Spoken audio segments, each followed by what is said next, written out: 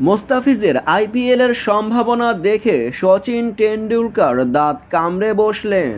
আইপিএলে বরাবরই দেখা যায় বাংলাদেশি খেলোয়াড়দের মাঠ মাটাতে, যেখানে মোস্তাফিজুর রহমান ভিন্ন কেউ নয়।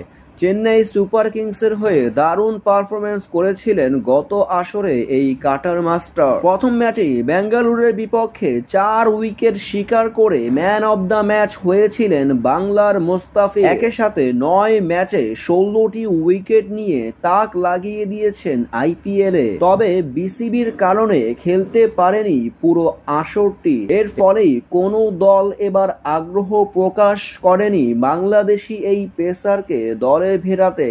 এখন জানা গেছে বিসিবি থেকে এনওসি পেলে আইপিএলে খেলবেন মোস্তাফিজুর রহমান। ইতিমধ্যেই 2-3টি দল তার সাথে যোগাযোগ করেছে। আইপিএল এর মেগা নিলামে কোনো দল মোস্তাফিজুর রহমানকে না কিনলেও অনেক দলের প্রিমিয়ার পেসারদের ইনজুরিতে কপাল খুলেছে তার। হাফিজ জানিয়েছে তার সাথে আলোচনা চলছে 2 থেকে 3টি দলে সম্পূর্ণ সিজনের জন্য এনওসি পেলে তার মধ্যে একটি দলের হয়ে এবারের আইপিএল মাতাবেন কাটার মাস্টার।